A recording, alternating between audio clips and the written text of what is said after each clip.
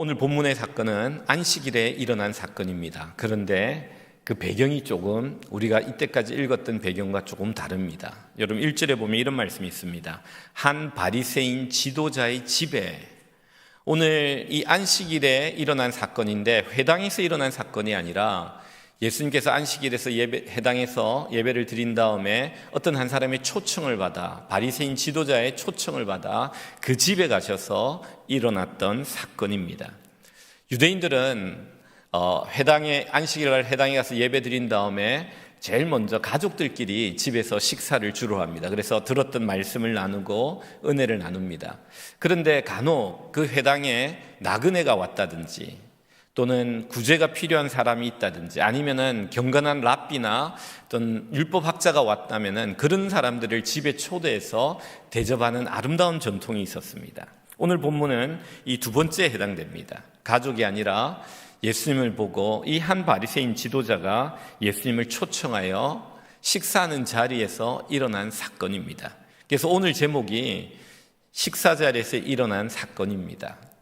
일어난 일이죠. 그것을 살펴보면서 우리에게 주시는 주님의 교훈을 한 3가지로 생각해 보고자 합니다. 먼저 첫 번째 우리에게 주는 교훈은요, 사람을 목적이 아니라 도구로 사용해서는 안 된다고 말씀하십니다. 우리 같이 한번 따라해 봅니다. 사람을 목적이 아니라 도구로 사용해서는 안 됩니다. 사람을 대할 때 그 사람을 목적, 존재 그 자체 그대로 존귀하게 여기고 대해야 되는데 그 사람을 나의 목적을 이루기 위한 수단과 도구로 생각하는 사람들이 있다는 겁니다. 여러분, 오늘 본문에 예수님이 초청받은 이 자리는 이 바리새인이 선한 마음으로 좋은 의도로 예수님을 초청한 것이 아닙니다. 여러분 1절 끝부분에 보면 이런 말씀이 있습니다. 예수님을 초청하고 난 다음에 예수님께서 들어오셨을 때 그들이 엿보고 있더라. 뭔가를 엿보고 있었다는 거예요. 예수님을 시험코자, 예수님이 어떻게 하나 올무와 덫을 놓고 엿보고 있었던 장면을 봅니다. 무엇을 엿보고 있었습니까? 2절에 보니까 이런 말씀이 있습니다. 주의 앞에 수종병 든 한 사람이 있는지라. 이들은 자석을 배치할 때 의도적으로 배치합니다. 예수님 앞에 수종병 걸린 사람을 앉힌 겁니다.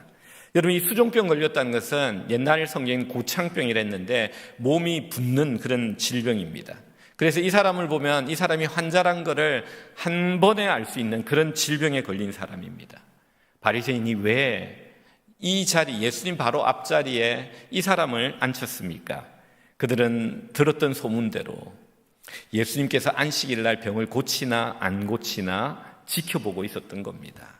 이 바리새인이 예수님을 초청한 이 의도는 나쁜 겁니다. 그런데 오늘 본문을 보다 보면은 이 바리새인에게 더 나쁘고 더 큰 악을 우리가 보게 된다는 사실입니다. 그것은 바로 예수님을 시험하기 위해 이 불쌍한 수종병 걸린 사람을 자신의 악한 계획의 도구로 사용하고 있는 바리새인의 악을 봅니다. 예수님의 흠을 잡기 위해 수종병 든 사람을 이용하고 있는 겁니다. 아픈 사람을 자신의 목적을 이루기 위한 도구로 사용하는 겁니다. 그 사람에 대한 아픔에 대한 공감이 전혀 없습니다. 그 사람이 그 시간에 당할 무안함과 미안함 전혀 없습니다. 그냥 자기 목적을 이루기 위한 수단으로 봅니다. 여러분, 사람 위에 사람 없고 사람 아래 사람이 없다는 말을 우리는 들어서 압니다. 사람은 평등하고 모두 다 존귀하다는 말이죠. 하나님의 형상으로 만들어졌기 때문에 모든 사람들은 존귀한 존재입니다. 그래서 교회 올 때 그가 가진 학력, 외모, 재산, 그리고 건강, 이런 여러 가지 외적 조건으로 우리는 차별하거나 서열화해서는 안 됩니다. 나에게 유익이 있고 이익이 있을 것 같으면 내가 더 잘해주고, 그렇지 않을 것 같으면 또 무시하고, 이런 곳이 교회가 되면 안 됩니다. 교회는요, 이 세상에 우리가 달고 있는 계급장을 다 떼고 오는 곳입니다. 교회 들어오는 순간 성경은 오직 한 종류의 인간만 있다고 말합니다. 그 인간은 어떤 인간이냐? 하나님 앞에서 죄인입니다. 우리 모두는 하나님 앞에서 용서받고 구원받을 죄인인 것입니다. 이 바리새인 지도자와 같은 사람들의 특징은 뭐냐면요, 사람을 사다리로 의식하는 거예요. 내가 어디로 올라가기 위한 도구로 생각합니다. 그리고 올라가고 나면은 발로 그 사다리를 차버리고 더 이상 사용하지 않는 이런 사람입니다. 근데 성경은 특별히 예수를 믿는 우리들은 우리 옆에 있는 성도들을 어떻게 의식해야 되느냐? 지체로 의식하라고 말합니다. 우리는 그리스도의 몸이요, 우리는 지체니 서로 각 부분이 한 부분을 담당하고 있는 서로 다른 연결된 한 몸이라는 겁니다. 그래서 한 사람이 아프면요, 다른 사람도 아픈 거예요. 내가 오른쪽 다리가 아프면은 왼쪽 다리가 수고하는 거예요. 여러분, 그래서 그 아프고 연약한 부분이 더 빨리 낫도록 보호하는 것이 지체의식입니다. 위아래가 없고 평등하게 서로 연결되어 있는 이 의식, 기능은 다르지만 가치와 서열이 없는 이 지체의식이 우리가 가져야 될 의식인 것입니다. 제가 부교육자 생활을 한 22년 했습니다. 담임 목사가 된 지 한 12년 됐고 지금 한 34년 정도 사역을 하고 있는데, 제가 부교육자로 이렇게 다니면서 좋은 교회, 좋은 담임 목사, 좋은 리더들을 좀 만났습니다. 복이죠. 그 교회 특징이 있습니다. 특징이 뭐냐면요, 그 교회가 성장할 때 이 부교육자들을 같이 성장시킨다는 겁니다. 그런데 좋지 않은 교회는요, 저도 좀 경험했는데, 그런 교회는 어떤 교회냐면요, 교회 성장을 위해 부교육자를 소모시키는 그런 교회가 있더라고요. 여러분, 이 교회의 특징들은 뭐냐면요, 제가 딱 가보면은 오래 있고 싶은 교회는 좋은 교회예요, 부교육자가. 근데 빨리 떠나고 싶다 이런 생각을 가지면은 좀 문제가 있는 교회입니다. 그 기준을 보니까 이 리더십들이, 담임 목사와 장로님과 교회 리더십 그리고 성도님들이 어떻게 사람을 대하는 태도에 이게 달려져 있더라고요. 어떤 한 사람에 대한 결과와 그의 약점을 보고 그것이 먼저 눈에 들어오는 그런 사람들이 있는가 하면요, 또 어떤 사람은 그 사람의 강점과 그 사람의 가능성을 보며 기도하며 격려해주는 이런 시각을 가진 사람들이 있더라고요. 우리가 자녀를 볼 때 약점이 눈에 먼저 들어옵니까? 아니면 그의 가능성이 눈에 먼저 들어옵니까? 아니면 그의 결과가 먼저 눈에 들어옵니까? 아니면 그의 수고한 가정이 눈에 보입니까? 여러분, 이 시각들을 우리는 점검하고 돌아봐야 됩니다. 예수님께서는 18년 동안 귀신에 사로잡혀 구부러진 여인을 아브라함의 딸이라고 부르셨습니다. 정말 제가 경험했던 교회의 좋은 문화는요, 어떤 거냐면은 실수를 안전하게 하는 문화가 있더라고요. 실수를 배움의 기회로, 실수를 두려워하지 않고 도전하게 하는, 그래서 그 교회가 발전할 뿐만 아니라 그 사람이 성장하게 하는 그 문화가 있더라고요. 다른 데는 어떠냐면요, 실수에 대한 처벌과 비난과 문책이 너무 많아가지고 몸을 사리게 해요. 실수를 안 하려고 조심하는 그런 문화가 되고 창의성이 떨어지고 이런 모습들이 나타나더라고요. 질문이 자유롭고 의견이 존중받고 웃음이 넘치는 이런 곳이 돼야 돼요. 눈치를 보는 곳이 많고 말이 줄어들고 창의성이 사라지고 책임을 회피하려는 그런 문화를 만들면 안 됩니다. 여러분, 우리는 이것을 기억해야 됩니다. 나는 사람들을 대할 때 나의 유익을 위하여 이 사람을 이용하고 있는가? 아니면 나는 그 사람의 성장을 위해 나는 희생하고 그를 섬기고 있는가? 그는 나를 돕는 자인가? 아니면 나는 그를 돕는 자인가? 아니면 우리가 동력자인가? 이런 부분들을 우리는 점검해야 됩니다. 오늘 본문에 보면 예수님은 너무나 좋은 리더였습니다. 바리새인 이 지도자는요, 너무나 나쁜 지도자였어요. 수종병 든 이 사람을 자신의 도구로 생각합니다. 예수님을 시험코자 하는 도구로 생각합니다. 그의 아픔은 전혀 공감하지 못하고 그를 더 아프게, 더 난처한 상황으로 몰아붙이고 있는 이 모습이 바리새인 지도자의 모습입니다. 그러나 예수님은 그렇지 않습니다. 자기 앞에 있는 그 아픈 사람을 불쌍히 여깁니다. 공감합니다. 지체로 여깁니다. 그리고 그 사람을 치료해 주십니다. 우리는 바리새인 지도자와 같은 모습을 닮을 것이 아니라 우리 예수님의 모습을 닮아야 됩니다. 사람들을 대할 때 수단과 도구가 아니라 사다리가 아니라 정말 우리는 동력자요, 지체요, 그를 돕는 그러한 마음을 가져야 됩니다. 그래서 그를 해방시키고 그를 성장시키고 그를 자유케 하는 우리들이 되어야 되는 것입니다. 한 중학교에 성적이 매우 낮은 학생이 있었습니다. 그 교사, 다른 그 중학생은 이제 선생님들이 돌아다니면서 들어와서 가르치잖아요. 그러다 보니까 그 아이에 대한 시각이 어떻게 형성이 됐냐면은 선생님들이 이렇게 생각합니다. 이 아이는 이 반 평균을 떨어뜨리는 아이. 옛날에는 반 성적이 있었거든요. 그래서 선생님들이 그 성적에 따라 좀 이런 뭐 상벌이 좀 있었던 것 같아요. 그래서 그 아이를 대하는 선생님의 태도가 뭐냐면은 우리 반 평균을 무척 떨어뜨리는 아이, 이렇게 쳐다보는 거예요. 그런데 그 아이의 담임 교사는요, 그 아이를 불러 매일 10분씩 이야기를 해요. 이야기를 들어주는 거예요. 공부 이야기가 아니에요. 가정 이야기, 꿈 이야기, 고민 이야기를 쭉 들어줍니다. 1년 동안 그렇게 합니다. 1년이 지났는데 이 아이 성적이 올랐느냐? 많이 오르지 않았어요. 그냥 비슷해요. 근데 이 아이가 1년 마치고 담임 선생님에게 뭐라고 말하냐면 이렇게 말합니다. 선생님만이 저를 문제로 보지 않고 사람으로 봐주셨습니다. 너무 감사합니다. 그리고 몇 년 후에 그 학생은요, 교사가 되었어요. 성적은 잠시지만 존중받은 기억은요, 그의 인생을 바꾸었던 거예요. 여러분, 우리는 사람을 이렇게 대해야 됩니다. 그래야 그들에게 변화가 일어나는 겁니다. 두 번째로 오늘 성경은 이렇게 말합니다. 판단의 자리에 앉지 말고 판단받는 자리에 앉아야 합니다. 우리 같이 한번 따라해 볼까요?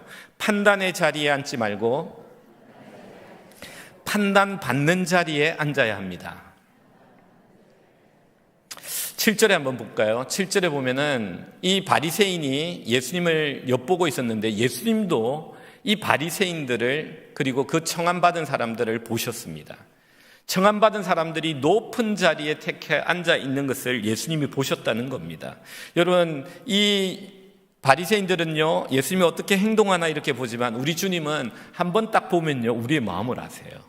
두려운 하나님이죠. 여러분 여기 앉아 있는데 마음속에 무슨 생각을 하는지 저는 못 봐요. 근데 우리 주님은 딱 보고 다 아세요. 웃으시는 분 계신데 찔리는 분 계시죠. 예배 끝나고 뭘 해야 될지 이런 생각하시는 분들. 우리 주님은 다 아세요. 여러분의 마음을. 이 마음을 보시고 뭐라고 말씀하시냐면 교훈을 줍니다. 청함을 받은 사람들이 자꾸 높은 자리를 택해 앉으려는 거예요. 높은 자리, 낮은 자리가 있는데 청함 받은 사람이 들어오자마자 높은 자리만 계속 이렇게 앉는 거예요.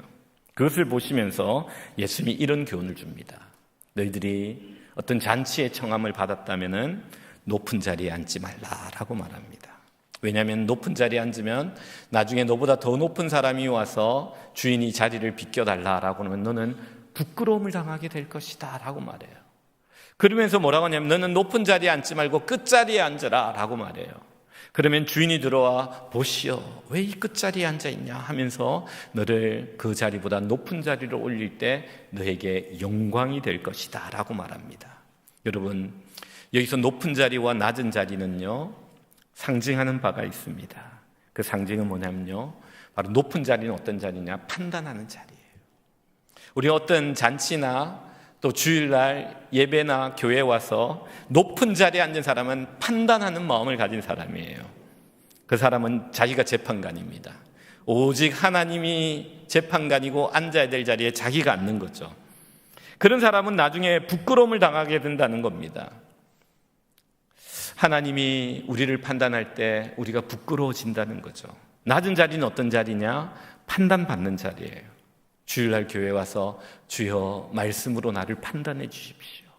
겸손히 말씀 앞에 자신을 내려앉히는 자리입니다. 하나님, 나를 말씀으로 판단해 주십시오.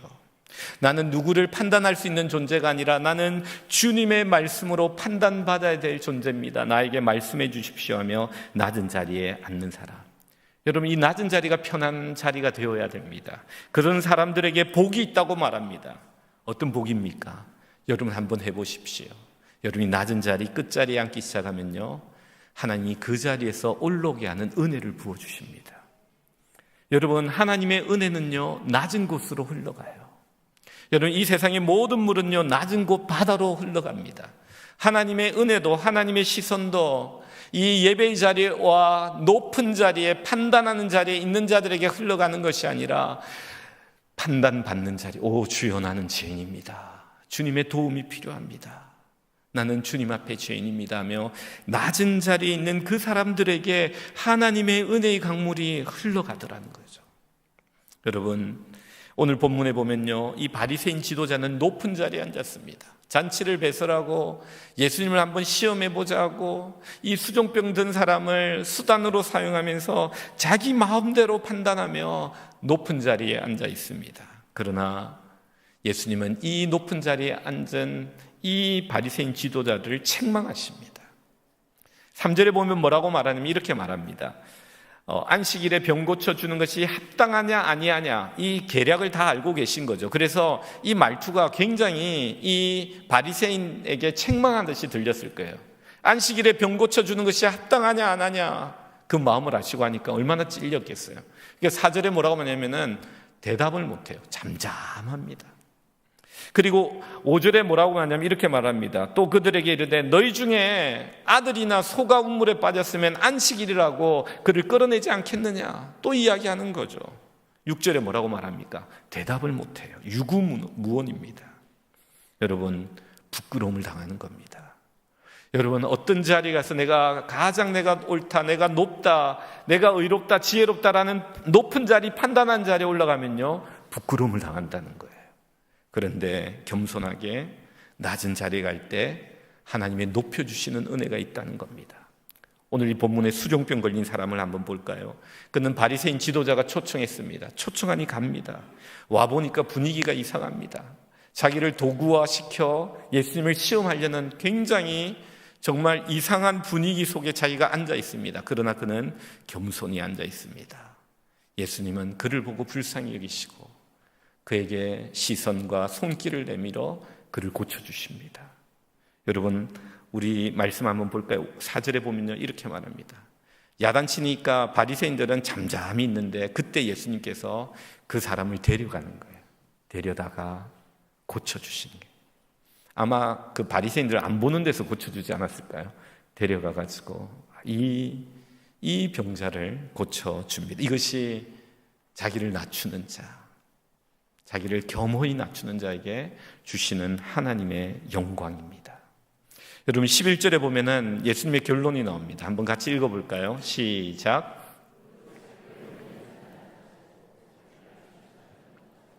여러분 이걸 아셔야 돼요. 자기를 높이는 자는 무조건 낮아집니다.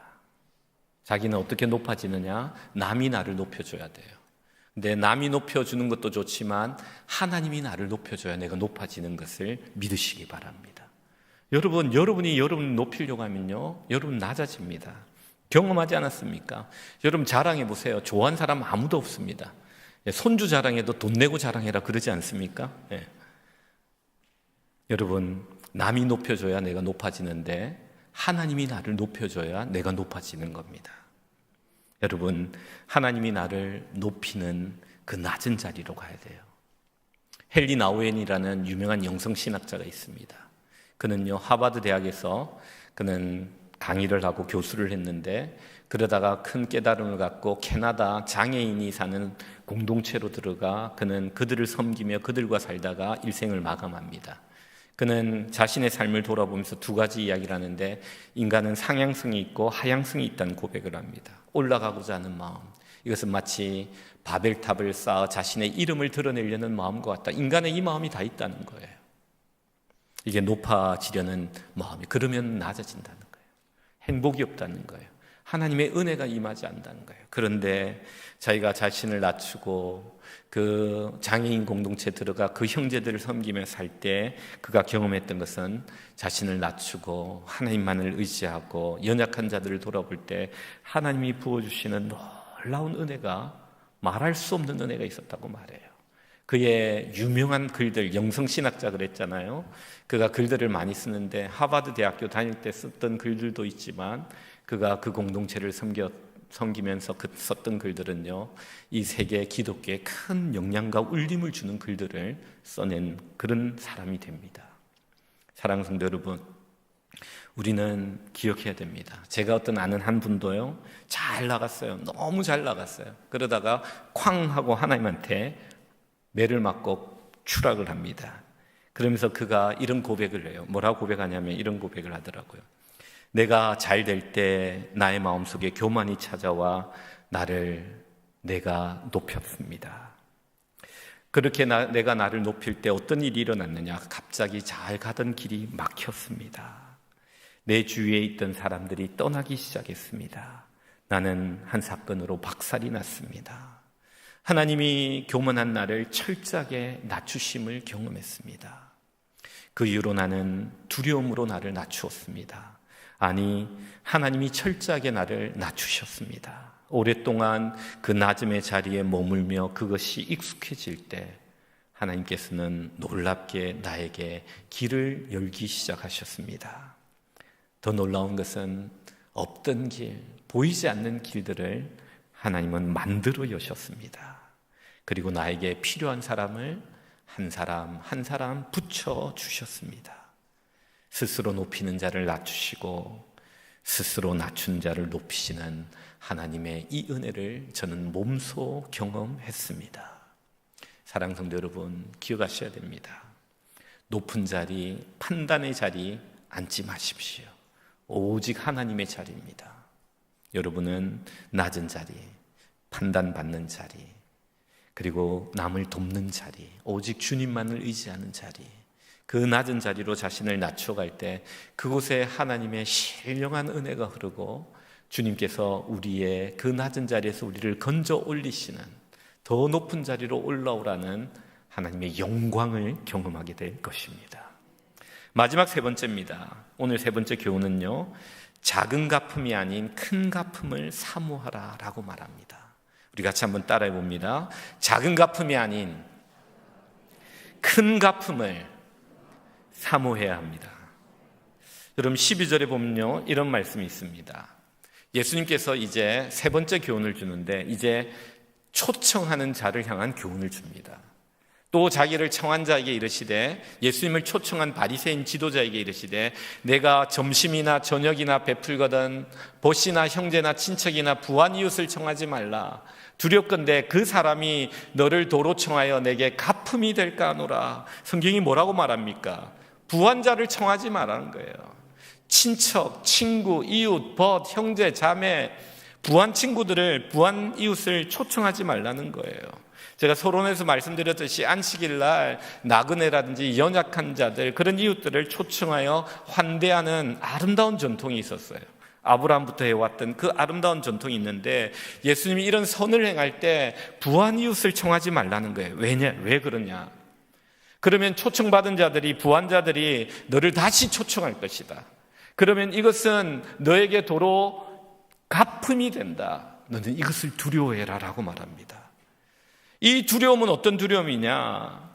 선을 행하고 나서 하나님이 너에게 하늘의 상으로 갚아주려고 하는데, 너가 이 땅의 사람들에게 그 갚음을 받음으로 말미암아, 이 땅의 상을 받음으로 말미암아 저 하늘의 상을 받지 못하는 것을 두려워해라 라고 말하는 거예요. 여러분 마태복음 6장 1절 한번 읽어볼까요? 마태복음 6장 1절입니다. 우리 같이 한번 읽어봅니다. 시작.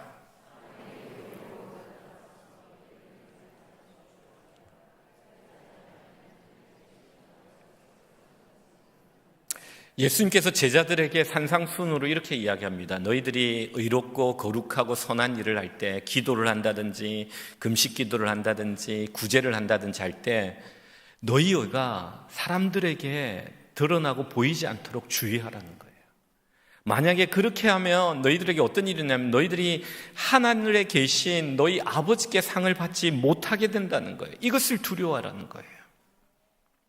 여러분, 이 땅의 상이 뭡니까? 사람이 칭찬과 인정입니다. 이 땅에 얻게 되는 명예와 인기와 좋은 평판입니다. 근데 이거는 너무 좋은 것이고 감각적이고 순간적이고 일시적인 거예요. 한번 하고 나면 다 사라져요. 그러나 하늘의 상은 다릅니다. 하나님이 주신 상은 영적인 기쁨과 평안이 있어요. 내면에서 끊임없이 솟아나는 기쁨이 있어요. 사라지지 않는 영원한 기쁨이에요. 주님과 나와의 은밀한 관계에서 주시는 복입니다. 눈에는 보이지 않지만 나의 내면을 채우는, 충만히 채우는 하나님의 영원한 기쁨입니다. 저 하늘에서 주님이 칭찬하시고 인정하시는, 그래서 그 칭찬과 인정이 내가 받게 될 영원한 보상이 되는 거죠. 가장 높은 만군의 하나님이 나를 인정해 주는 이 복. 그래서 두려워하라는 거예요. 너무나도 비교할 수 없는 이 땅의 작은 갚음 때문에 너희들이 저 하늘의 큰 갚음을, 하나님의 큰 상을 잃어버리는 것이 나는 너무 안타깝다. 너희들은 두려워해야 된다 라고 말하고 있는 겁니다. 그래서 13절에 뭐라고 말합니까? 이렇게 말합니다. 그래서 잔치를 베풀 때는 가난한 자들, 몸 불편한 자들, 저는 자들, 맹인들을 초청해라는 거예요. 이 사람들은 어떤 사람입니까? 14절에 이렇게 말합니다. 그들은 갚을 것이 없는 자다. 너에게 도로 갚을 것이 없는 사람들을 너는 도와주라, 초청해라, 청하라. 그렇게 될 때 이것이 너에게 복이 되리니 의인들의 부활 시에 내가 갚음을 받겠어, 하늘의 놀라운 상을 받게 될 것이다 라고 말씀하고 있는 겁니다. 한국에서 어떤 교회에서 일어난 일입니다. 태풍이 불렀어요. 그러니까 한국에 섬들이 많잖아요. 섬에 있는 교회가 완전히 종탑이 무너지고 교회가 부서진 거예요. 협력하는 농어촌 교회를 돕고 있던 그 교회가 그 보고를 받고 어떤 한 분이 헌금을 했어요. 그리고 그 교회를 다시 보수할 수 있도록 헌금을 낸 겁니다. 그래서 그 교회가 그 헌금으로 정말 아름답게 잘 지어졌어요. 그 교회 성도와 목사님이, 교인들이 와서, 목사님 와서 예배를 드려달라는 거예요. 그래서 목사님이 갔습니다. 몇몇 성도들을 데리고 같이 가서 이렇게 예배를 드리는데, 그때 헌금한 사람도 같이 갔어요. 가서 예배를 드리고 딱 헌당식을 하고 딱 배를 타고 돌아오는데, 그 배 안에서 아무도 모르게 목사님하고 둘이 있을 때 그분이 가서 이렇게 말합니다. 목사님, 너무 기쁩니다. 너무 기뻐요. 목사님이 누가 했다고 말하지 않았거든요. 근데 이 사람이 와가지고, 목사님 너무 기뻐요. 정말 하나님이 저에게 큰 기쁨을 주십니다. 그때 이 목사님이 이분에게 이렇게 말합니다. 집사님, 너무 잘하셨어요. 근데 한 가지가 더 있습니다. 집사님, 이 교회를 잊으시기 바랍니다. 이 교회가 부흥이 되나 안 되나 관심 갖지 마세요. 그때 하나님은 집사님이 하신 그 선한 일을 더 신령한 은혜로 보상하실 것입니다. 그러자 이 집사님이 이렇게 말합니다. 네, 목사님, 꼭 그렇게 하겠습니다. 너무나 아름다운 모습이죠. 예수님은 마태복음 6장 3절과 4절에서 이렇게 이야기하십니다. 우리 같이 한번 읽겠습니다. 시작.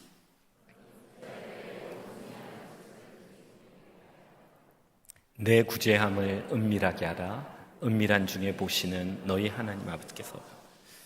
예수님이 이렇게 말합니다. 너희들이 구제할 때, 선을 행할 때, 의롭게 할 때 오른손이 하는 것을 왼손이 모르게 하라. 은밀하게 하라. 그리고 어떻게 은밀히 하라? 오른손이 하는 것을 왼손이 모르게. 여러분, 오른손이 하는 것을 왼손이 모르게 어떻게 합니까? 두지체인데요.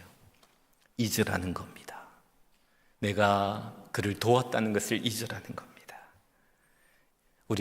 내가 오른손이 한 것을 왼손이 모르게, 내가 수고한 모든 것들을 잊어버릴 때, 저 하늘에서 하나님이 우리에게 주시는 상이 크다고 말씀하시는 거예요. 여러분, 우리가 봉사할 때 누가 알아주기 원하는 마음을 듭니까? 그 마음을 버리라는 겁니다. 아직까지 봉사하고 선을 행할 때 사람들의 인정을 받고 싶어하는 욕구가 있습니까? 이 말씀으로 우리 자신들을 돌아보아야 합니다. 봉사와 선행 이후에 은근히 자랑하고 싶은 마음이나 또는 알아주지 않아 서운한 마음이 있습니까? 우리는 이 말씀으로 우리의 마음을 다시 새롭게 하고 바로 세워야 됩니다. 세상의 박수가 아니라 오직 하나님의 인정을 기뻐하고 사모하는 자가 되어야 됩니다. 최근에 여러분 아무도 모르게 한 선행이 있습니까? 여러분, 그런 선행이 많아지기를 원합니다. 어떤 한 청년이 봉사활동을 갔어요. 단기 선교를 갔는데요, 요즘 청년들은요, 밥을 먹어도 사진을 찍어요. 여러분 아시죠? SNS 올리는 거, 각도를 잡아 올리잖아요. 이 청년도 SNS에 자기가 봉사 간 거를 첫날 막 어디 갔다 찍고, 둘째 날 어디 갔다 찍고, 셋째 날 어디 갔다 찍는데 넷째 날 셀폰이 고장났어요. 그래가지고 이 셀폰이 고장나서 사진을 찍지 못한 거예요. 업로드를 못하는 거예요. 근데 이 청년이 그날 저녁에 이렇게 일기를 씁니다. 손으로. 뭐라고 했냐면, 나는 오늘 처음으로 사람을 의식하지 않고 하나님을 의식하며 봉사했다. 그 다음에 뭐라고 했냐면, 나는 오늘 이때까지 기뻤던 것보다 가장 기쁜 날이었다. 나는 하늘을 보며 웃었다. 내가 한 이 봉사를 기억하실 하나님을 보며. 세상 사람들이 내 SNS에서 좋아요 누르는 것도 너무 좋았지만, 그거와 비교할 수 없는 하늘에서 하나님이 좋아요 누르는 그 모습이 상상이 될 때 나는 너무 기뻤다. 사랑하는 성도 여러분, 말씀을 맺습니다. 오늘 식사 자리에 일어난 일인데 예수님께서는 이 일들을 통하여 귀한 교훈을 우리에게 주고 계십니다. 여러분, 사람을 목적으로 존재 그 자체로 대우해야 됩니다. 너무 귀한 사람들입니다.